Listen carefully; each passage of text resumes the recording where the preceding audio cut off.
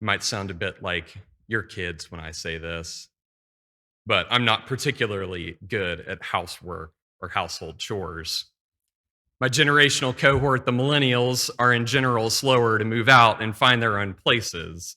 And for a whole host of factors, our generation has a greater level of suspicion of whether home ownership will be possible for us in the first place. Consequently, we're known as bad housekeepers compared to folks of older generations. But I grew up in a good, mixed, Southern Midwestern family of Irish German stock. And on Saturday morning, there was always some backyard brush to be cleared, or a car to be washed, or rugs to be aired out, though I'm still not sure why. My parents had one simple rule: there was no payment for chores, no bribery to get us out of bed. I tried proposing that at one time and was met with some small amount of laughter. We already had everything we needed. And when it came time to do, they wouldn't even ask us to join in. No, to my parents, the children of the house were just expected to stay alert, to just join in getting done what needed to get done when it needed to get done. There would be no scolding if we didn't, but maybe there was a small measure of disappointment if I decided to play my Nintendo GameCube on a Saturday morning instead of picking up the weed eater while my father mowed the lawn and my mother trimmed the shrubs. Truth be told, I hated that there was always something new or different to be done without warning. Working the house was unpredictable, arduous, seemed to defeat the point of having a house in the first place. I never felt like I knew what I was doing. You just couldn't feel comfortable. One moment you're having a lazy afternoon, and the next you're sweating, chopping firewood in the backyard.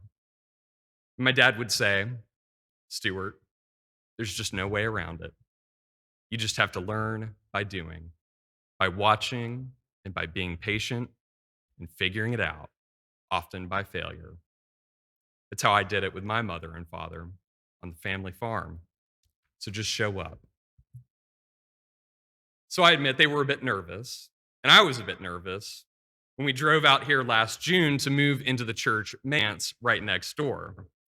Going straight from dorms and apartments to a 4-bedroom house, what felt like a massive yard. I certainly didn't know the first thing about gardening. That first day, Carol Helsel from the property committee gave me the runaround, showed me faithful months of work by folks from all over the church. She was somewhat apologetic about the state of the yard, and it seemed perfectly fine to me. Then over the next weeks, groups were deputized to weed and to plant, and I felt obliged to join them as the one who would get to wake up and smell those roses. I'm not a morning person, so it was a bit of a stretch either way. But I tried to take my dad's instructions to heart. When Abby told me about the hostas out front, I smiled and nodded along and pretended like I knew what hostas were in the first place. It's no wonder gardening and housekeeping are often used as one of those metaphors for life, for struggle or family or friendship or God. It has to do with all those things. Nowhere in the Bible is this more clear than the Song of Songs. In fact, this old song is a little loosey-goosey with its metaphors. In just 8 chapters, God is, and I list a vineyard, a satchel of perfume, a cluster of henna blossoms, an apple tree, a gazelle or young stag, a king in a carriage surrounded by warriors, the wind, a gardener, and so much more, all without ever being called by the name God. Instead, God is known as the elusive bridegroom, and we are his maiden, chasing after our beloved, always with him, close but not quite present. That's not how I work, or how I get motivated to start working. I don't learn by doing. I don't like when my desire to know more is left unfulfilled. I need to Google, to shop prices online. I'm the type to go to the library, check out a few books, watch a few YouTube videos. There's no shortage of practical information out there to give a comprehensive view of any and every task. Why would you do spring cleaning without first picking up Marie Kondo's book on tidying up, and then watching the Netflix series, and then reading op-eds analyzing the cultural and spiritual differences between her way of doing that and ours? Learning by doing? Well, that just seems embarrassing, really. I look silly getting out there, not knowing what I'm doing and how to even get started. I'd prefer to set a schedule with clear deadlines to mark it up in my handy bullet journal. By my way, you find yourself spending a good chunk of time planning and learning, a tepid version of what my parents wanted all along, even if the information is largely unhelpful. A few weeks ago, I wanted to cut a shrub that was out back. Maybe it was a bush or a tree. I was pleased as a Presbyterian that part of starting that work was seeking a committee's approval. And did you know there's a major debate in botanist circles over what a tree or a shrub actually is? We might agree that trees share some common characteristics: bark and wood and roots and leaves, but there are shrub-like trees and tree-like shrubs. Evolutionarily, I learned, different tree species come from many different plants and might have more in common genetically with a shrub than a tree. An Atlantic article offered that with uncertainty, instead, maybe it's time to start thinking of tree as a verb rather than a noun. Treeing or treeifying. It's a strategy, a way of being, like swimming or flying, even though to our eyes it's happening in very slow motion. Treeing with no finish in sight until an axe or a pest or a bolt of Thanksgiving lightning strikes it down. This is an age-old distinction in different ways of knowing, in our ways of knowing. Maybe we know this best as the difference between the head and the heart. The two historical moves in theology in focus today capture this difference, but for how we know God. The scholastic theologies emerged from the early universities. They try to approach God with reason, from faith-seeking understanding with the head. Through proofs and discussions, we can figure out God's power, that's omnipotence, or where God is, omnipresence, or what God knows, omniscience, or whether God changes, immutability, or whether God can suffer, impassibility. Scholastic theology is all about knowing what God is. But mystical theology, emerging in the shadow, cares a lot more about who God is. It talks about God in relationship to us, who we are in relationship to God. It's less precise than scholastic theology. It's a little loosey-goosey with the metaphors. It cares a lot more about our experience of God on the ground, the verb of God. But our passage from the song tells us where this experience of God often leaves us, in suspense. It's hard to trust a verb. Who knows what it'll do? So the beloved hears a knock on her door in the night and is roused from sleep, though her heart is awake and ready. Behind the door, the bridegroom's head is wet with dew. He hasn't shown up with any preparations made, while the beloved is dripping with myrrh, excited and ready, and when she opens the door, nothing. No one. She goes out into the streets and searches, and night watchmen find her. They make a mockery of her preparations, removing her mantle, reducing her to humiliation. And then, for whatever reason, a choir is there conveniently to ask the maiden, as if to taunt her foolishness, "What is this beloved of yours? What makes him more than any other?" That's often the experience of those who yearn for God, who make preparation to receive God, who leave everything behind to search for God. Scripture doesn't lie to us about that. Maybe the details in our lives are slightly different or less extreme, but if we look closely enough, all our lives are filled with drama of spiritual import, if not tragedy and farce in the mundane and spectacular. A misplaced set of keys can make us say, "Oh God," but a family member in the hospital might leave us without words, only a sense of God's absence. We might reach a point in which the what God is doesn't matter, and the who God is leaves us unsure of the point. Our hearts leave us in suspense, foolish suspense, to the point that we might just prefer to use our heads. If we really want to hold on, we might prefer to intellectualize God, to find some hidden meaning before we do anything. And truth be told, there's never a famine of meaning. After every disaster and tragedy, there's no shortage of sources editorializing the root causes and necessary solutions. You'll find analysis from anyone and everyone in miniature form on your Twitter feed. You'll find poems and prayers on your Instagram feed, personal memoirs in your Facebook feed. You can scroll news sites and op-eds and long email chains for incisive commentary. There's a wellspring of sources to be told how to feel and how to be consoled.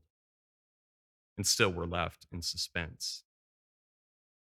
Maybe instead it's a famine of trust. Who and what can we trust when there are so many different ways of making meaning? How can we trust a loving God with our head or our hearts when too often we're left in suspense? What's the point of gathering in the church that speaks of what God is when we rather not acknowledge who God is, whose presence makes us feel uncomfortable, if not just abandoned? Our heads leave us cynical, and our hearts heartbroken. And really, what's the difference? And still we find ourselves there in suspense because God continues to make God's self known to us in the many ways in which we know our heads and our hearts. And that's a knowing in suspense. It's suspense we can find ourselves trapped in. It's a question we just can't get away from. God is a question we just can't get away from.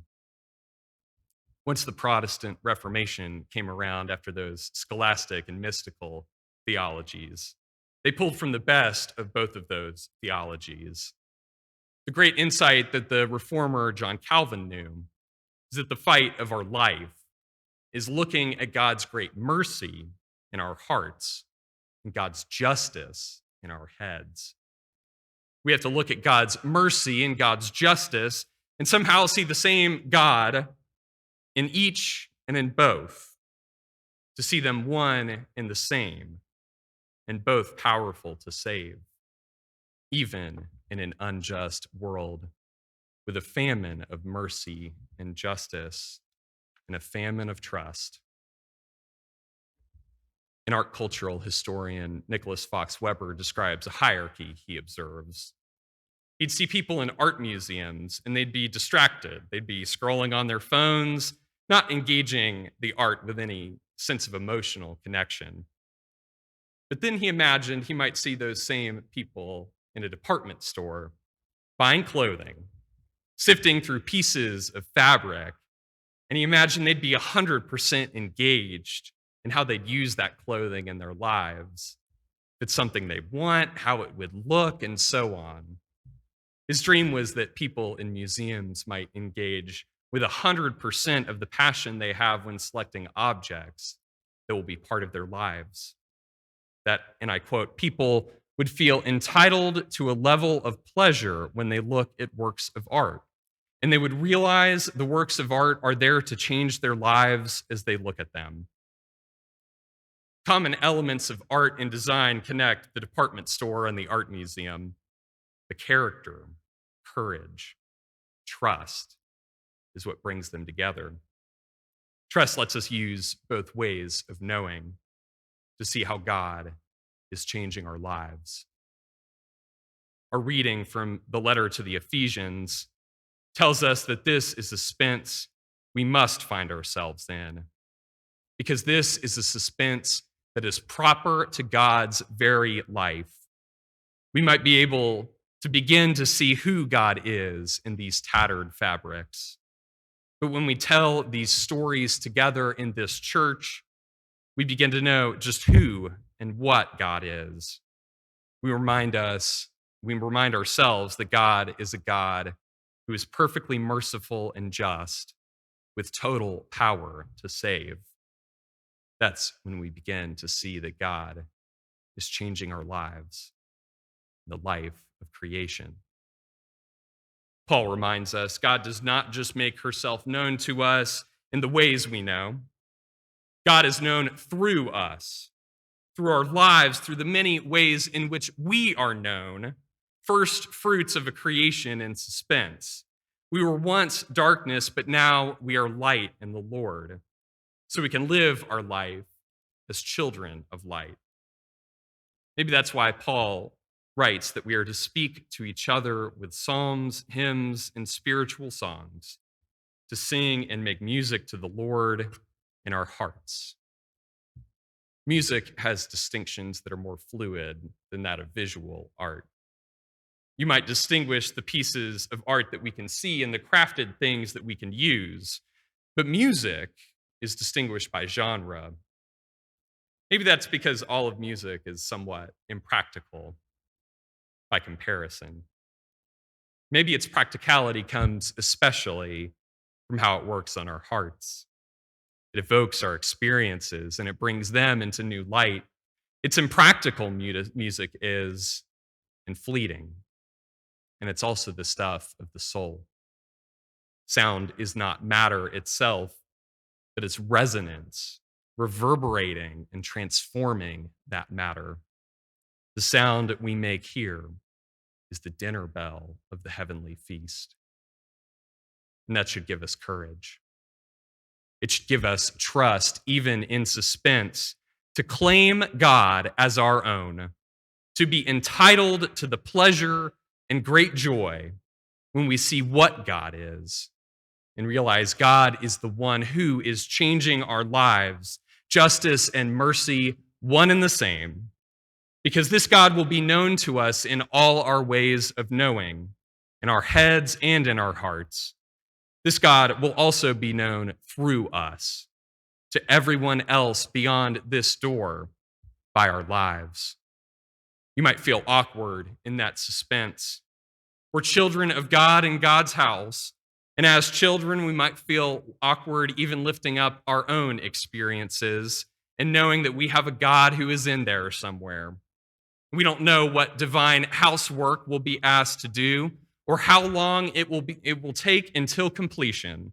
Maybe it feels impractical to us or destined to fail. Now more than ever, we're reticent to invest our time and our attention in things that seem impractical. We might prefer to be our own housekeepers, deciding for ourselves what jobs are worthy of our attention. We'd rather control our own destinies, truth be told. Yeah, I'll know who God is better when I get promoted from my crummy job. I can know who God is better when I get that ideal vacation week in Cabo. I can know who God is when I get that new house. But friends, that's when we miss the forest or the shrubs for the trees. We miss seeing the God who is one and here right now. We miss seeing just what that God is capable of, because God will be known in our suspense and nowhere else. So we're to chase after God, our bridegroom, knowing that God will be known to you however you know. You're to imitate God, as beloved children, because God is changing this world and you. That's the work of our lives. That's housework worth living for. Thanks be to God.